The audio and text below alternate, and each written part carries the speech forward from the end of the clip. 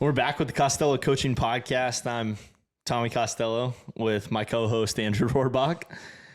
Andrew, we shared a great meal about 3 weeks ago, and it brought up a lot of good thoughts for me. And driving home, I turned on our last recorded podcast together, and that was November 24th. It's currently April, and man, I noticed that we've grown a lot in the past 6 months. And you asked a question at that dinner to our friend Kyle, and you asked him, you said, where have you seen the most growth in yourself in the last 6 months? So that's where I want to start this one. Where have you seen the most growth in the last 6 months for yourself? Wow. Good question. Yeah, smart guy asked it. Where have I seen the most growth in myself in the last 6 months? Well, we were talking at dinner. I think I was expressing to you that I've been taking on a lot more. I think I've grown a lot in knowing which direction I want my life to go. That I was kind of stuck on that, which I think people that listen to the podcast can probably relate to, is where am I going and what am I doing and why am I doing all these things? And I've had a lot of clarity the last 6 months. I've been going back to school, getting my master's in sports psychology. I think we've talked about that in the past. It's been incredible to be in a relationship with people that care about the same things that I do, which is something I was desperately needing in life. I always talked about it, but I wasn't 100% sure how to find it.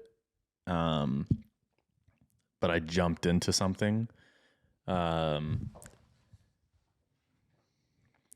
I think I take on a lot right now, and I feel like I've grown in time management, but also just who I want to spend my time with and why that's important to me. So who is it that you spend more time with? I spend a lot more time with my girlfriend, my family, and I definitely spend a lot more time with my classmates. And I spend a lot more time with high-level athletes, people that think very similar to me, want to achieve a lot in their lives and believe in themselves, and then also are not afraid to say that they don't believe in themselves at times. I just want to be around people who are passionate about what they want to do, but at the same time are not afraid to say, I'm not okay at the same time. Does that make sense? Yeah, totally. Okay. So people that are ultra self-aware, but also have high expectations for themselves. Yeah. And that are going after it. And is that your ideal person that you want to help? Yeah. I want to help those people because I am one of those people. Mm-hmm. I had someone help me creating, always creating plans, always adapting the plans, always trying to figure out not necessarily what's next, but just seeing what I want for the future. And I was struggling creating this last business plan on a project that I'm working on, saying, what do you want your role to be? And for me, kind of working on my own and then having guys helping me and doing all of that, I've taken on a lot of roles, and I've taken on a lot over the past 2 years, 3 years, 4 years. And I've always taken a lot on for myself. So clearly establishing what role I wanted in a company was a really good exercise for me. And what that helped me realize was the zone I wanted to live in, meaning the way in which I wanted to serve others, and intentionally or unintentionally taking 4 or 5 months off of podcasting and going back and listening to where it was at. I really wanted to, we did about 50 episodes, and I take a little bit of a break, remove yourself from it, and then really get to evaluate and do some work on yourself and figure out where you've grown, and then bring that back to the conversation. And I think for us,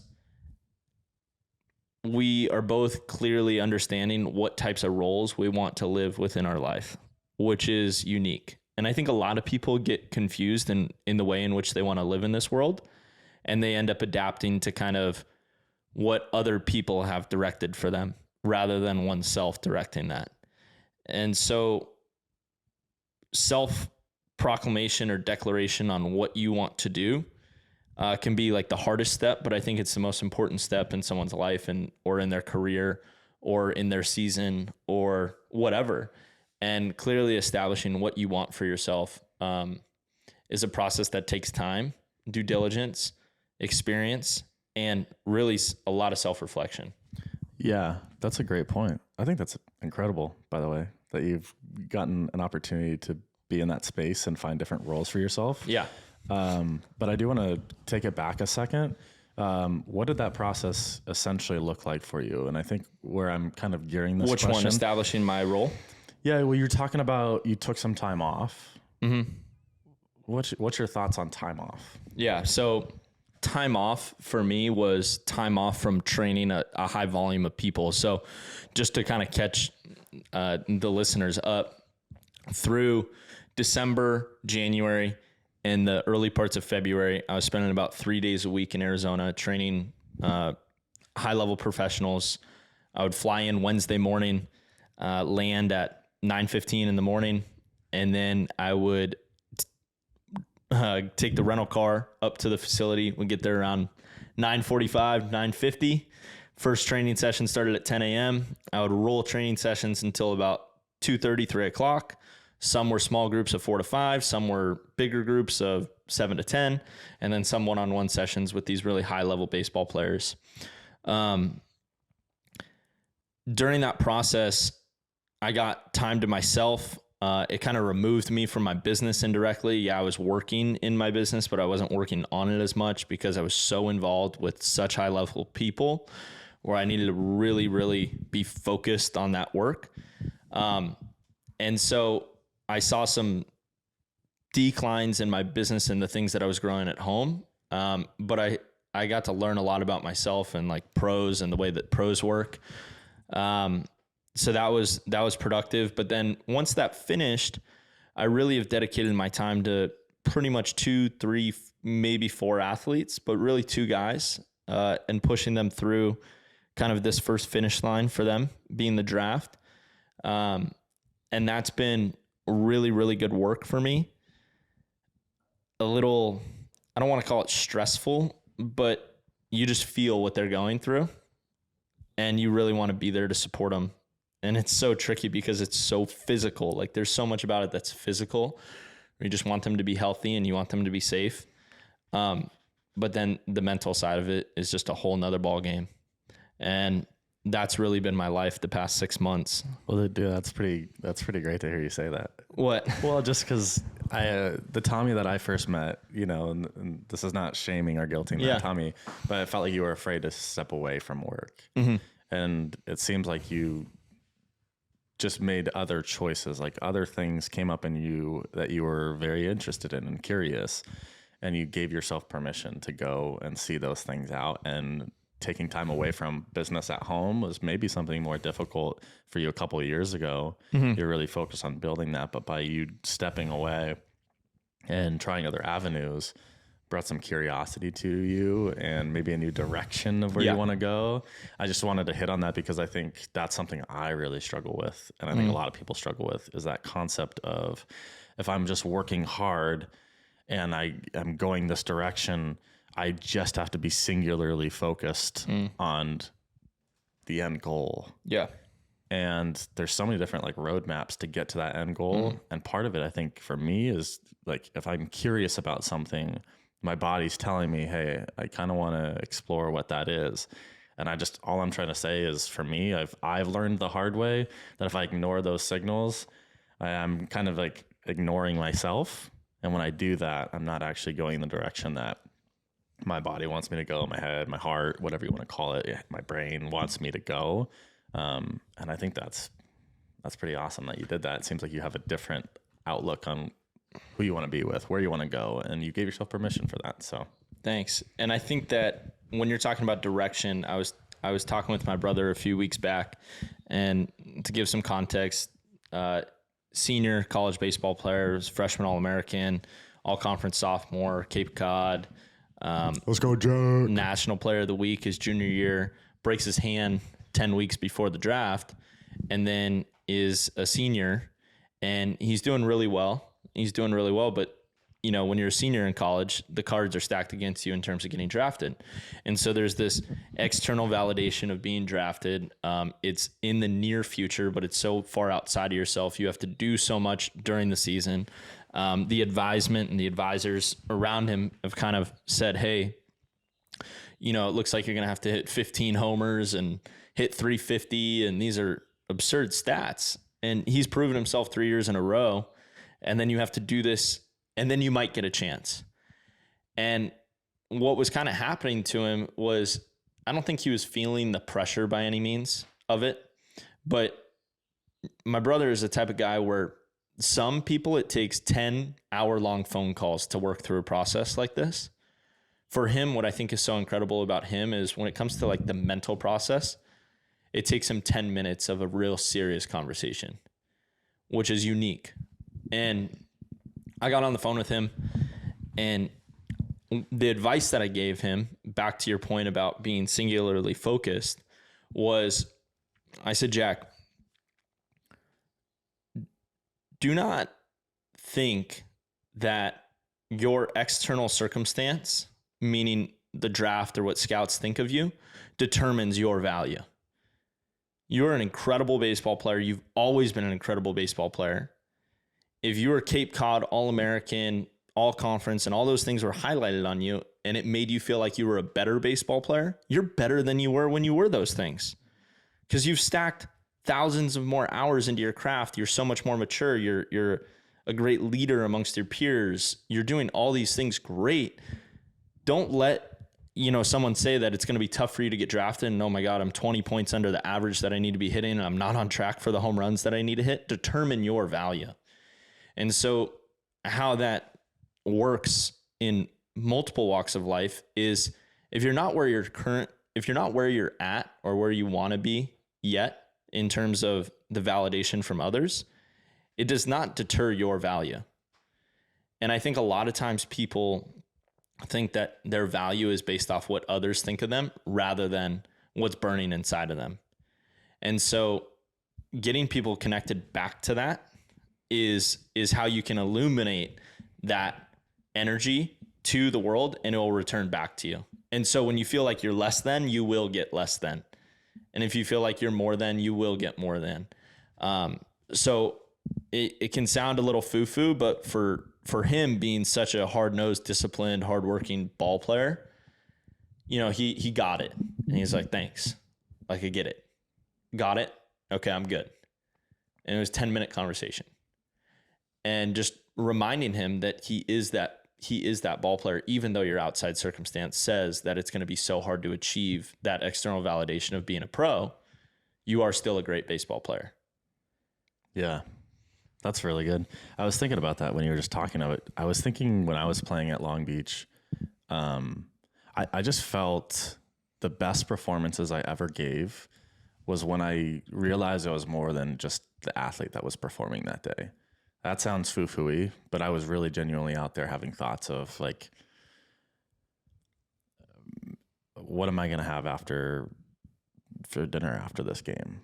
Yeah. I was in this weird zone where I wasn't just valuing myself as an athlete. I knew my value as an athlete, but my whole identity wasn't encompassed with that. That's when I started performing really well. And I've been doing a lot of research on athlete identity. And the interesting thing about it is I've read probably 50 research articles. Athlete identity, which is just you saying percentage-wise how much of Tommy is an athlete. Some people relate to 100% of themselves is they identify with being that athlete. So when when athletics don't work out or they don't do well in a game, their whole shame and guilt comes with it. But it's like you haven't developed anything else other than that. And it's really sad too, is a lot of the research says that it's developed when we're kids. We get a lot of external validation of who we are as a person based off of how we perform, especially if we're really good at athletics. Parents, external coaches, whoever, trainers go, hey, you are an amazing baseball player. You're so good. A 5, 6-year-old, 7, 8-year-old kid goes, that's who I am. And it's really hard to take that away from them as they continue, especially if they keep getting better and better and better. It's not until athletics ends that they go, wait, what am I supposed to do? Like, my only value is an athlete, right? And a lot of the research suggests, which is contrary to what a lot of people think, is that to be a better athlete, you have to be singularly focused. You are an athlete, and that's who you are, and that's your identity, and that's your value in this world. But research suggests that people perform better, athletes perform much better if they don't put as much value on them being an athlete. I don't know what the percentage is, but having other identities other than being an athlete, which is what you were saying to Jack, right? It's like, hey, don't let other people and the metrics and 15 home runs and 350, if you don't hit them, it doesn't mean you weren't good enough to be drafted. Essentially is what you're trying to give him permission, and that's going to take a lot of the stress down from him so that he's able to stay in the present and perform how he knows how to do that. What % of an athlete would you identify yourself as currently? I have this weird number in my head. Yeah, that's fine. For me, probably still 50%. And I haven't played in 4 or 5 years. Wow. Mine was 80. Really? Yeah. Yeah. Like, I would consider myself more of an athlete than a business guy or a trainer or a coach. All those things. I would consider myself an athlete. Yeah. That's like I would love like a poll. We should actually do a poll. Maybe like we clip this and we do a little poll. Very cool. Like what % of you, if you were an athlete or are an athlete or, have played in the past, feels that you are one? Well, let me ask you this question. When did you start performing? When you were performing really well at sport, how much of your percentage of an athlete were you? 100%. 100% is when you performed the best. No, the things that I related to, I remember like pitching. I think it might have been against Air Force. It was a really good outing. It might have been 8 innings, 12K. It was like one of the highlighted like Division I outings of the week. And I remember specifically in that outing, walking around the mound after I caught one, like wondering like, am I out of toothpaste at home? Like, do I have enough toothpaste? Like, do I need to get toothpaste after this game? Like to brush my teeth tonight? I was thinking about that. I remember specifically thinking about like pepperoni pizza. Like if we were going to have like Little Caesars in the locker room after this Tuesday game and how much that would suck, hot and sweaties. And so I just remember like those moments where I was so in flow that I was almost unconscious in a way. And that might be the wrong term for my medical professional over here now. But that's the way I felt. Yeah, definitely a medical professional. Almost 1 year into a master's degree. So yeah, so you're a pro. Call me doctor. Yeah. No, don't do that. But but you would say that 100% of your identity, like who you thought you were. Yeah, I think it's why I crashed so hard. Got it. I definitely crashed so hard not knowing what the heck to do. And that's probably why I still think I'm 80% an athlete. And I don't know if that's a good or a bad thing or whatever it is. I think it's just indifferent. It's just how you feel about yourself. Yeah. But like, I don't know what the right or wrong is on that. I don't think there's a right or wrong. Like, I don't think there is. I'm just trying to associate what you were trying to do with Jack, and what honestly worked with me was when I didn't associate myself completely as an athlete, even with athletics, and I had other avenues of interest. Like I loved playing piano at one point in my life, and so music was something that was really interesting for me.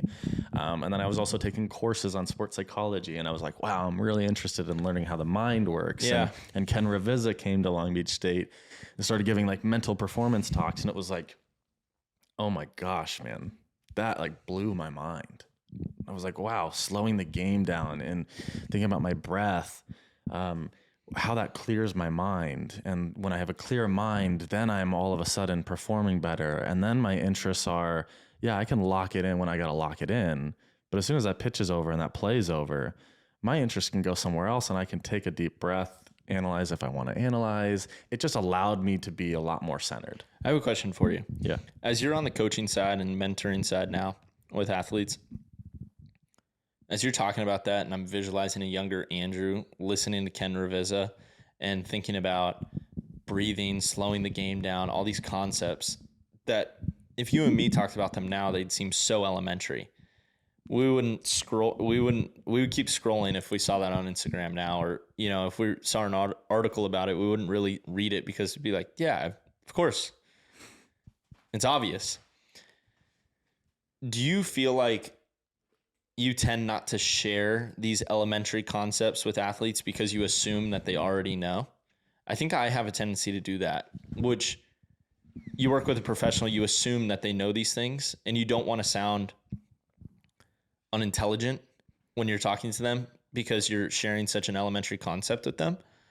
But how do you approach that in this space? Because you're getting so deep into the weeds of mental performance, writing your thesis, having so many articles and all the work that you've been doing with this.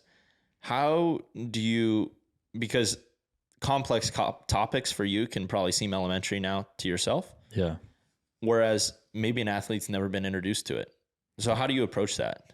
Yeah. I tend to think of it. I was very curious at the time that this stuff was happening. I was like, overload, give me more information. So I was at Long Beach and Ken was walking in there with these concepts that were probably very elementary to him. They weren't to me, but I was in like that right frame of mindset to have them. So in a mindset yearning for it? Yearning for learning. I was in a give me all the information because I've now found something that I really am interested in, and that's performing really well. I want to know everything about that. Now, if I'm coaching an athlete, I can kind of tell if someone's in that frame of mindset or not in that frame of mindset. If they are in that frame of mindset, then I go step one and I try to think of the most basic way I could possibly explain things. I also look for the right moments with that. So for example, I'm not going to just overload someone with a bunch of information on mechanical cues as well as mental cues. So when I coach someone on this, I try to find the right time. And if I'm listening better, then I have an opportunity to understand when they need it. Most of the time, I coach this when a kid is frustrated, when they are beating themselves up mentally, and they are clearly their own worst enemy. I go, all right, here we go. Let's take a second. Let's take a deep breath. Just nothing against performance, like nothing with performance. I just go, let's take a deep breath here. All right, shoulders up. Let's go a couple seconds in your nose. Hold it for me for a couple seconds, and then exhale for a couple seconds, and let's hold it at the very end and just get a couple deep breaths in here. So they don't know what's happening, but I just did a box breathing session with them to get their heart rate down, be aware of their breath. And I try to trickle that, and then I start thinking about, all right, hey, you can also do this whenever you want to when you're pitching or performing. There's opportunities to slow yourself down. Remember that box breathing we had? So I just kind of go step one to step two to step three. But if someone's not interested or they don't appear to be in that learning frame of mindset and wanting a lot of information, I know athletics comes with the highs and lows. So I know there's going to be opportunity in those lows to be like, hey, here's what I want. And I have a checklist in my head of when we get into a low period, this is what I want to talk about. And normally for me, it's breath first, just because I need people to be aware of their breath. Because then they're aware of some sort of internal process that's happening within themselves. And I think that's like, for me, that's the first step. Because being aware of your thoughts and what you're thinking, some kids don't know yet. They're not aware that they're negative self-talking themselves. What do you know about frontal lobe, amygdala development, 13 to 25? Have you gotten into any of that? Not too much. Not too much brain science? I think you know more about the brain science than I do at this point. Yeah. Okay. Yeah, it's just interesting to me. How young are you doing this? These conversations? Is this going college, high school? Like 8 or 9 year old kids. Wow. Yeah. Okay, cool. Yeah. I have one kid give lessons to. I've been working on this for a couple of years. We're talking about red light, green light, yellow lights when he's aware of the game. And I just got a text from his dad saying that he was very aware when he was in a red light and when his brain was freaking out and their situation was too crazy for him. And then he had tools that we've been talking about for a couple of years. Wow. It was an electric text message to get. And the dad seemed very fired up about it. Mm-hmm. Because I just think that's going to level them up in so many different areas, not just life and or not just sport, but life in general too. Yeah, being aware of what your red light, green light is. Yeah, in life. Right. do you question, you talked about it maybe 10, 15 minutes ago with kids' identity being singularly focused, 100% athlete identity. Where is this coming from? External validation. I think of parents. I think of Instagram. I think peers. Amongst your peers, who you're seen as. Now, what kind of observations have you taken on this in terms of maybe observations or coaching you could provide so that people aren't creating this situation for themselves indirectly? Where basically what I'm asking you is, if you have a kid, if you're a parent and you're listening to this and you have a kid and you're worried that he is 100% athlete identity, and then if those athletics go away, what happens to this kid? What kind of advice do you offer to that situation? Well, I mean, if I'm a parent and I'm aware, I would honestly, if I was a parent and I was aware that my kid was really associating only athletics with their identity, I'd probably check in with myself to see if I'm providing any of that, feedback for them. Most of the time I find myself in that situation. I don't have any kids, but even when I'm thinking about like coaching somebody, am I putting a lot of my own thought and feelings and my emotions and what I want the kid to do onto him? He's going to feel that. She's going to feel that, whoever it is. So checking in with me first, if I'm providing any of that external validation that's going to reinforce that the kid only has value if they're an athlete or performing well. So I'd first do that. And then honestly, if I'm a parent, making sure that I'm communicating effectively that their value is not just an athlete and what they do well in school, or if they're interested in learning about something, or they come home from school and they want to talk about geometry and they're so happy that they did that. Like putting validation in what they're curious about, because kids are curious about a lot of different things. They're going to get validation from a lot of different things, but they're going to be curious about a lot of things. And being able to facilitate other avenues for that kid where they're good at this and they're good at that, and you are curious about that, that's amazing. Put a lot of effort. Oh, it's great. And being curious with them so that you kind of reinforce learning is important and what they're curious about is important will help that kid not put so much identity on, oh, the only time I feel really good from a parent or a coach or someone else is when I hit a home run or score a touchdown or kick a goal. Like people feel that, kids feel that. You got to be just kind of aware of it. That's how I would probably coach it, is give them other avenues of success, and what they're curious about is important, and be there with them with the curiosity. Yeah. So there's attainable almost goals in multiple aspects of life. Yeah. So that your identity doesn't become singularly focused. For sure. Yeah.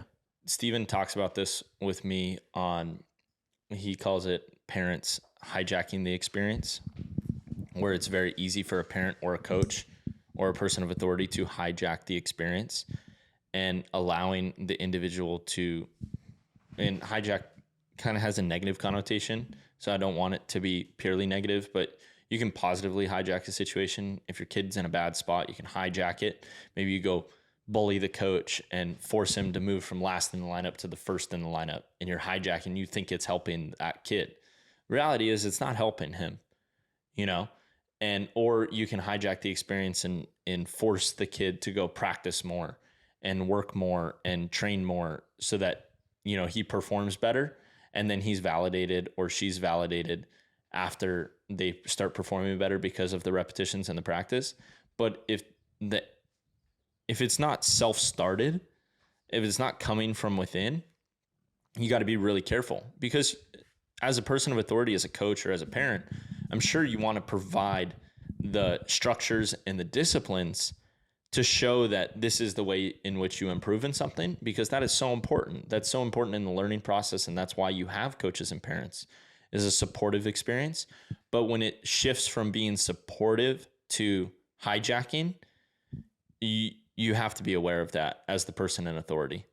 Yeah. I also think I want to add on that is when they fail or don't succeed, what's the conversation? What's the conversation? How do you communicate? And so that's what we experienced in Arizona when I didn't touch on this, but the work with the travel ball team. And that's right. And the inspiration for the Big Bear trip, like that was it. This conversation right here was exactly it. And I would love to talk about that, now that I think about it, but with youth athletes, I coach a travel ball team with a couple of my buddies, and it's really an experiment in a way. Yes, I love coaching these kids. I love connecting with that age. I think 6th, 7th, 8th grade, 7th, 8th grade is such an amazing time in someone's life because they're starting to become closer to an adult. They're still so kid, like their brain is in so many different stages of development. Their body is going through so many changes. They're beginning to grab an identity with who they are and what they want to be. And so they're so malleable. And that's a really, really cool spot to be because you have a large influence. And now with a large influence takes a lot of precaution and knowing that you have a large influence. And every single time I talk to these kids, I always ask myself first, what do these guys need to hear? And then I talk. What do they need to hear? Because they are so susceptible, high or low. And so we're in Arizona and we're winning. We create a really good team in December. We hold a tryout. We get about 40 kids out to the tryout. We take the 14 best players. We get the team sponsored by Easton. They also swing Hype Fires. They're legit. We practice. I explain to the families that you need to maintain a 70% compliance on the app. The training is the highest priority in order to stay on the team. We're going to manage pitch counts. We're going to do all these things that are health focused. But one of the major components that we're going to talk about is the mental performance without them knowing that we're talking about mental performance. We're just going to kind of put the guide rails up and make sure that these kids are being supported in the way they need to be supported. So we go to Arizona and the kids are performing well on the field. We're winning. We're the 1 seed out of 24 teams at a high level tournament. There's really good teams there. First time they've ever played together. We're hitting our cuts and relays. We're throwing strikes. We're getting hits. So we start out 4-0. But we go to dinner, and I'm sitting at dinner, and about 80% of the team, they're sitting on their phone. They're on their phone. Maybe they're playing video games with each other, against each other. But I'm like, where is this human connection? What's going on here? Then I got some parents ordering food for their kids. I'm like, these guys are 13 years old. What's going on? Then they go back to the hotel. These kids are running all over the hotel, ding dong ditching, doing this, acting crazy. They stay up late. We go out the next day, we play, we win an exciting game. And then we face the number 3 team from California, and we lost 7-5, but it wasn't because they were that much better than us. We ran out of energy. And so during this whole thing, while we were having success and, they were doing what they were doing away from the field, what I noticed is when they experienced challenging times within the game, it tanked them. So if it was 2 strikeouts in a game, boom, tanked, like done. If they had a couple walks on the mound, tanked, done. And they couldn't get themselves back from it. And that roller coaster of emotions, and almost baseball was being the engine to highlight that and really amplify it, is dangerous for society.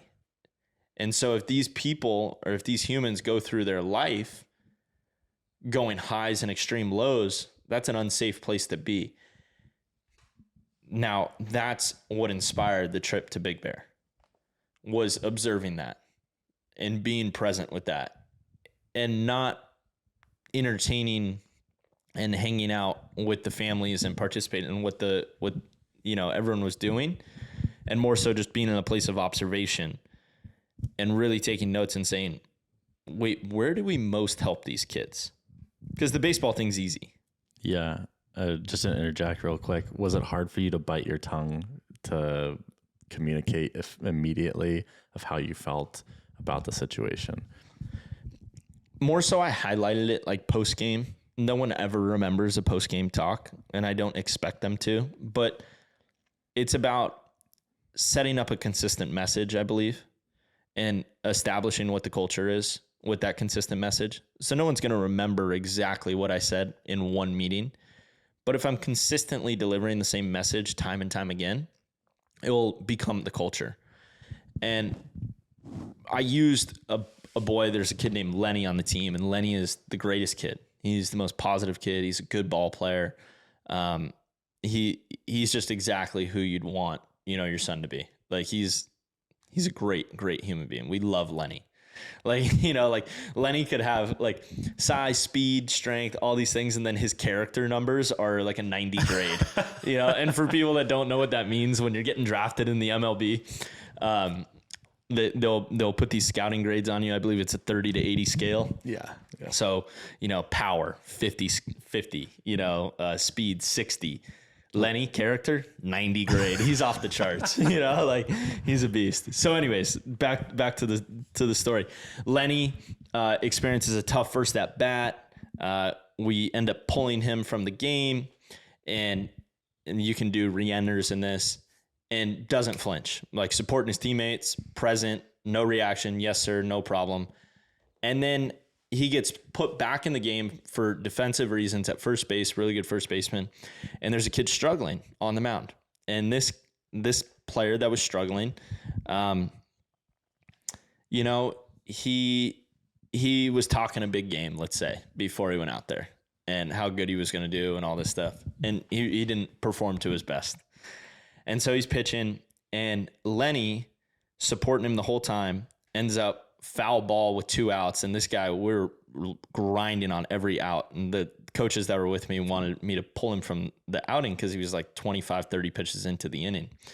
So no, this is a perfect opportunity. We're up 6 runs. We're going to let him learn through this moment. And he had to kind of grind it out. And so what ends up happening, Lenny scales the fence, reaches over the fence, catches the ball. We win the game. Game's over. So what was highlighted in the post-game talk was the one guy who didn't let a negative situation derail him was the one who ended up supporting the person in most need. And that was everything. That was worth going to Arizona, was establishing that. Dude, that's gold. And it just happens, it's just so funny how whether it's God or just life, that consistently happens. And it was a really hard play. Like Lenny shouldn't have made the play, and he made the play, and he never flinched, and he supported his teammate without even consciously thinking about, oh, this guy needs support. I need to go make a great play for him. He was present and in the moment and made a sensational play and picked someone else up when they were down. That fast forward later in the tournament, that player that struggled, we had a good talk. We sat down on the bench after the game. I said, I'm going to give you tomorrow off. You're going to have to come up clutch for us on Sunday. Put my arm around him and said, you are great. It's a small mechanical adjustment. I want you to change the way you're focused on this rather than talking so much shit to the other team. Let's internalize on what we can do better, get a little bit more internal focused than external focused. Had this really good conversation, gave him a hug, supported him, loved on him. And he ended up throwing 3-4 innings Sunday in a 3-3 ball game. And we got a walk-off later that game because of the way he pitched. And it was just like, it all happened in 3 days, and that's what sports does. It makes life experiences within hours. Yeah, I think that's an amazing story. I think it kind of reminds me of another story that Lucas told about when you went to TO and that they knew they were going to get some work done, but that they could relate to you. I took that away from what Lucas said, and Lucas is a good guy. I mean, I know he's in close proximity to me and I have to say nice things to him, but he's a good dude. And the way he looks up to you is based off of the way that you operate your own life, but the way that you operated that team as a coach, as a mentor. And I think the way you communicated with that young kid who ended up coming out on that third day and pitching really well, the reason why I asked was it hard for you to bite your tongue? Because it's okay to have those first initial feelings of, God, he's just not doing this. And he was unfocused. And then, coaches, parents go with that feeling and they go, I just got to express. But really what you got to do is go, okay, this is happening. let me take a second. Let me figure out why this is happening and how can I communicate this in a loving, respected, and constructive rather than beating someone down with it, will allow them to start learning how to treat themselves. If I could give any advice on that, it would be, and it's going to be an interesting, like you probably don't think that I'm thinking about it this way, but when you see a situation like this, I think what helps you bite your tongue is you got to first search for the positive observation in the situation. So what helps me bite my tongue in that situation is, okay, the positive thing is we're up 6 runs. We can allow him to experience this difficult time in a controlled atmosphere. We're not going to lose the game. If it gets really that bad or his pitch count really goes beyond, we have people who can come in and support him and finish it. Then something amazing like Lenny's catch happens, right? And we use the coaching for, he was pulled after a bad at bat, stays positive, supports his teammates, and then is the person to pull the guy out of trouble. That is the highlight of the game. And now that becomes the standard of what gets highlighted and what gets validated versus Anthony, who was dominant and probably had 4 homers in that game. You know, I'm exaggerating, but a couple doubles, a homer, and a triple. Like, this guy was an absolute beast. Yes, that gets acknowledged. Great job. You're a great player. We love you. Good job. But Lenny gets highlighted there. And so then that slowly becomes the culture of who we want to be rather than, you know, doing what the culture does, you know, our society in terms of culture, and validates the finite success of the numerical, you know, 4 for 4 or home run or statistics. Yeah. Yeah. It makes me think of, this was very missed in my childhood, you know, my parents are amazing parents. I'm not going to guilt or shame them on this podcast by any means. You know, you got your own things with your parents, but coaches, I really, really, especially in high school, really missed on the coaches. None of this conversation, and I don't even think any of this thought process was had by these coaches. Therefore, I was living and dying by my performance on what that coach thought of me, what didn't think of me, because there was no like relationship established. And it wasn't until I went to Long Beach State and I had my head coach, who even in the toughest of moments would give me some sort of leash to work through it. But it was established based off of a relationship that we built. Yep. That I was going to put 100% into this just as much as he's going to put 100% into this. And we can go with the ebbs and flows of that. But I knew he wasn't going to like leave me by my side. Yeah.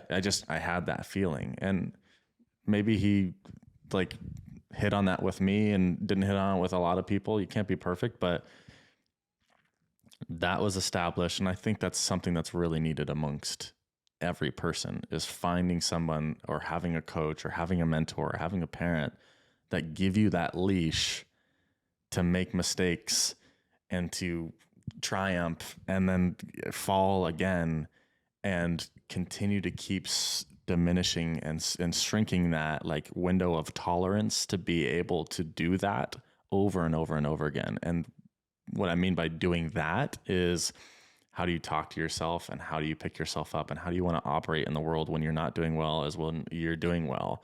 That's like a window that can be coached. And that's essentially what you're coaching, is giving these kids an opportunity to go, I'm not doing that well right now, but I know from past experiences that Coach Tommy is not going to come up there and beat me down, that I'm not doing well. I can learn through this process, and learning how to behave and to be a better person and be a better athlete with someone is an invaluable lesson that not many people hit on. And I think what's happening too is we've established a line of communication with the players about metrics where we have a really healthy relationship with that data. So every 7 games, their data gets shot in a group message with the entire team, and it has everyone's batting average, their hits, all their numbers. And we say, hey, this is where you guys are at. You can see how the lineup is written. It's based off your performance. We're with the intention of winning. If you're not where you want to be, the numbers can change fast. If you are where you want to be, you're doing great. Good. Stay at it. And no one is shamed or blamed No one is, acknowledged more for incredible stats versus not good stats. And the idea, though, is that we can have a good communication around it. And I was kind of raised in a culture where that was like hidden from you. It's like, no, you're doing, what are you not? No, I'm hitting 380 and no. I don't have that. I have the book, like the coaches, know the stats and they don't share that with the team and don't have a reason behind their lineup. And I think what I've done with my team is clearly establish like why the lineup is written the way that it is. And they respect that. And the parents respect that. And in regards to having a good relationship with your coach, I think I'm in a comfortable space with these kids and the team because the parents have been very great to me in terms of their trust in the way that and my intention behind helping their children. And so I feel that a lot of coaches could feel pressure from the outside on how they should be doing certain things, where I really don't. I have nothing but support from the parents. But the way that I've gotten that support, I believe, is number one, being consistent in what I do and what I say. But then number three, being open to communicating with them. And I think a lot of times people, or coaches specifically in youth sports and high school sports, college sports, they shut the line of communication down with the parents. And I think that's a big problem. I get it. I'm not on the phone every day with these parents. I'm not updating them about their ground balls they took at practice or anything like that. But something's going on at school. Yeah, call me. I'll talk to your son. Something's going on, here, there, whatever. I'm there for them. And I think that's allowed me to approach the strategic side of the game. And they understand, at least there's probably a method to the madness here. And that if we're giving up a bunch of runs or we lose a game or I pull a kid out of the game in the championship game of this tournament, when you got that 37-cent trophy on the line, they understand that I have a reason behind that. But I've clearly articulated that to them. Well, you also have a clear goal of what your mission is as being a coach. Yep. Right. But did that take like one night to understand that you wanted to do that? No, it probably took some time of like getting a new arena of how do I balance this while keep winning tournaments. Self-reflection though. Right. Like what I experienced and what I needed. And that these were things that I needed in my human development that were a lot of great things were given to me in my human development. Like coaches provided this. My dad provided this. Coach Jay provided this. Coaches in my youth provided this. Even my high school coach really supported me as a leader. College, not so much. They were threatened by my leadership. I remember that leaving my exit meeting my junior year when I had come in from Yavapai. I was a Pac-12 recruit, this and that. I was going to a smaller West Coast Conference school. The coaches literally said to me in this meeting, dude, they said, hey, we're just really thankful that you didn't take over the team this fall. You could have really came in and taken over the team with your leadership. We love your presence and your work ethic, and you didn't really take it over and you're allowing it to be our team. So I really appreciate that.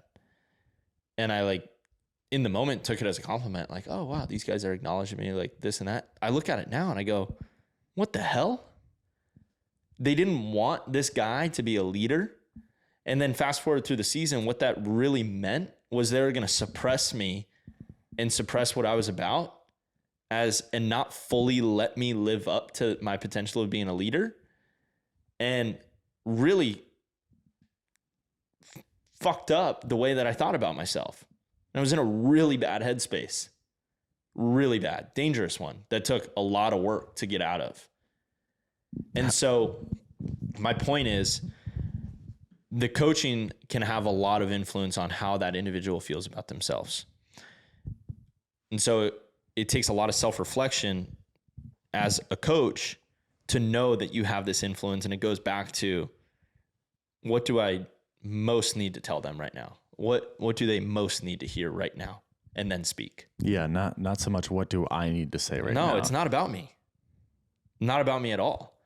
It's not about me in terms of income. It's not about me in terms of how good the team is. It's not about me in terms of the wins and losses. It is 100% about them and their development as a human being and how they can experience becoming a better human being through athletics. That's what this is about. And so...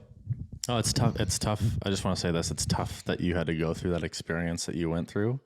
I mean, it seems very connected to you. It kind of triggers something in you. Yeah. And that's it. But I think we sometimes don't want the bad things to happen in our lives, but they are there for a specific reason, right? And you are there to go, this didn't work with me, and I have such value to bring to the world. I think it would have been facilitated this way more productively.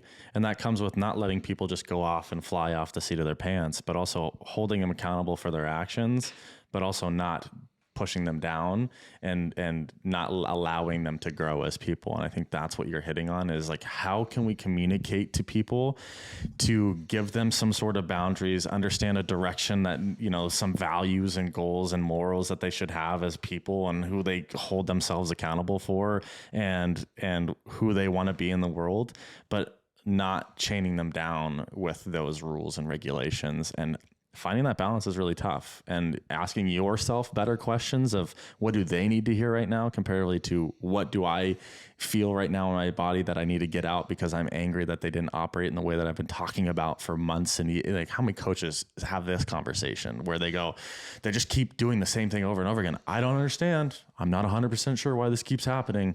They're just never going to learn. You're not doing the work. You're not even trying to understand why they're going through that process.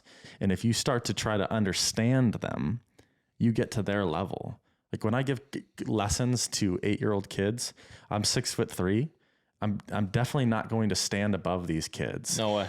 And talk to them. I'm at their level, eye line, and communicating and asking them questions that I think need to be asked to them so that I can facilitate their brain process to give me the answers that are going to facilitate their growth. Yep. Right? You know, and it's little stuff like that. And it's the common sense that's not so common. Kind of, yeah. And I think if you do the inner work and you start understanding yourself a little bit more, that's where you're going to be able to be more for these people, you know. And you've talked about inner work a lot. We've talked about it, how important it really is. And it's not just important for your personal growth. It is important for that. That's one aspect of it. But it's also important for the people around you. It's also important for who you're trying to become and who are you trying to influence. And man, we need more of that in the world. We just do. We do, because too many people fall short of it. And maybe it's not their fault. You know, maybe they have stuff in their past that have caused them to think the way that they do. But showing some gentle kindness, love, and appreciation, even in the troubling of times and the hardships of life, is so important. You know, I had a conversation with a friend the other day who was like, man, I just got to make this money and I got to figure out how to do these things. And I just feel so locked up. I don't really understand. And I'm like, all right, let me take where he's at. He's in fear and panic and a little bit of frustration. Let me illustrate that there's another way that he likes to operate in his life. And that other way is finding some amazing things that center him.